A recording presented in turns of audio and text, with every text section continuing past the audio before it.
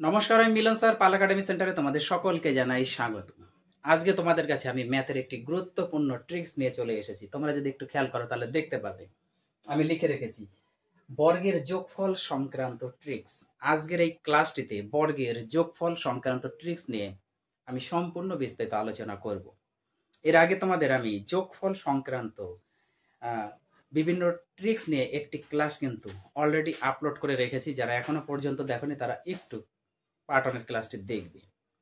আর আজকে এই ক্লাসটি শুরু করার পূর্বে তোমাদের কাছে আমার ছোট্ট একটি রিকোয়েস্ট, যারা আমার চ্যানেলে নতুন দেখছো এখনো পর্যন্ত চ্যানেলটিকে সাবস্ক্রাইব করনি, তারা অবশ্যই চ্যানেলটিকে সাবস্ক্রাইব করে পাশে থাকা বেল আইকনটিকে একটু প্রেস করে পাশে থাকবে। এবং শেষে যদি ক্লাসটি তোমাদের ভালো লেগে থাকে তাহলে অবশ্যই একটা লাইক করতে কেউ ভুলবে না। এবং তোমাদের যাদের যেখানে যে কোনো ধরনের প্রবলেম যদি হয়ে থাকে তাহলে অবশ্যই আমাকে একটু কমেন্ট বক্সে কমেন্ট করে জানাবে। আর আজকে এই যে কোশ্চেনগুলো আমি লিখে রেখেছি, এই কোশ্চেনগুলি বিভিন্ন ধরনের চাকরির পরীক্ষাতে কিন্তু আসে। তো তোমরা ক্লাসটি মিস করবে না, একদম শুরু থেকে লাস্ট পর্যন্ত একটু মনোযোগ দিয়ে ধৈর্য ধরে দেখো। ওকে, দেখো কি বলেছে। প্রথম কোশ্চেনে বলেছে 1 থেকে 25 পর্যন্ত সংখ্যার বর্গের যোগফল কত। 1 থেকে 25 পর্যন্ত সংখ্যা, তাদের বর্গের আবার যোগফল কত আমাদের বের করতে বলেছে। এই টাইপের যদি ম্যাথমেটিক্স দেয় এক্সামে তাহলে আমরা কিভাবে করব শর্ট সময় এবং শর্ট ট্রিক্সের মধ্যে। এই অঙ্কটি করতে গেলে আমাদের একটা ফর্মুলা দরকার। ফর্মুলা আমাদের একটু জানতে হবে। কোন ফর্মুলা? বর্গ সংক্রান্ত একটু ফর্মুলা জানতে হবে। ওকে, দেখো এখানে তো 1 থেকে আমাদের 25 পর্যন্ত বলেছি। যদি n সংখ্যক পর্যন্ত কোনো সংখ্যার বর্গের যোগফলের কি ফর্মুলা, সেই ফর্মুলাটা আগে আমরা একটু জেনে নিই। ওকে, তাহলে n তম বা n সংখ্যক পর্যন্ত কোনো সংখ্যার বর্গের যোগফলের সমষ্টি কত, সেই ফর্মুলাটাই হচ্ছে n into n plus 1 2n plus 1 by 6।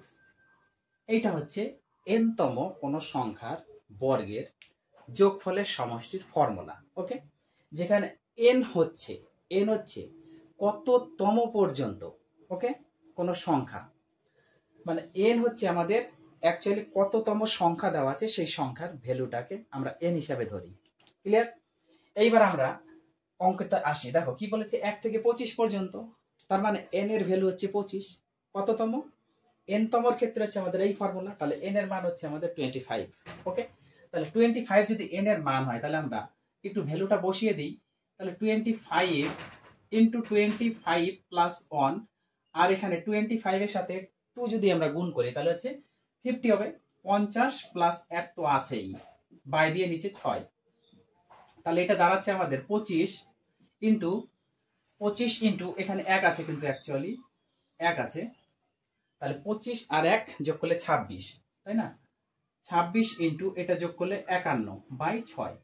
এবার যদি একটু আমরা কাটাকুটি করি, দেখো কাটাকুটি যদি করি 3 দিয়ে, 3 দুগুণা 6, 3 17 কত 51, তাই তো?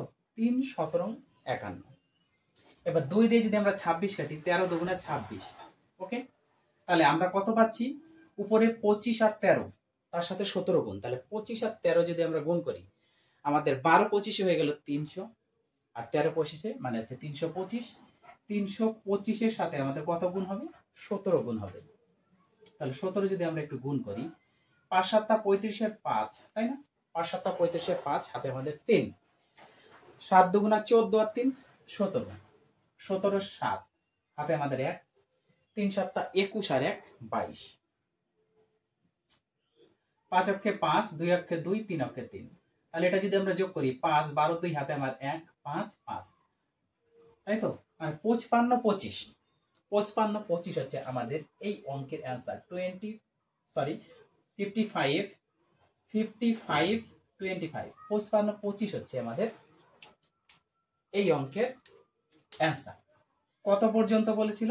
1 থেকে 25 পর্যন্ত কোন সংখ্যার বর্গের যোগফল কত। ক্লিয়ার? তো এই ফর্মুলা দিয়ে হচ্ছে আমাদের এই টাইপের অঙ্কগুলি করতে হয়। তারপরে কোশ্চেনটি দেখো, 1 থেকে 20 পর্যন্ত বলেছে। এবার 1 থেকে 20 পর্যন্ত কি বলেছে? সংখ্যার বর্গের যোগফল, তার মানে সেম অঙ্ক, এই ফর্মুলাতেই হবে। তাহলে আমাদের n এর ভ্যালু হচ্ছে কত 20, তাহলে 20 আমরা বসাবো। তাহলে এবার একটু শর্টকাটে করি, আর লেখালেখি করছি না।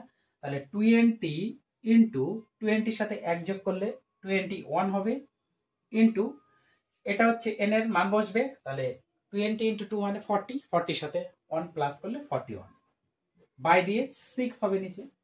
3 দিয়ে যদি আমরা কাটাকুটি করি, 3 7 21, 3 দুগুণা 6, এবার 2 দিয়ে যদি 20 কাটি, 10 দুগুণা 20, তাই না? 10 দুগুণা 20। তাহলে 10 আর 41 যদি আমরা গুণ করি 410,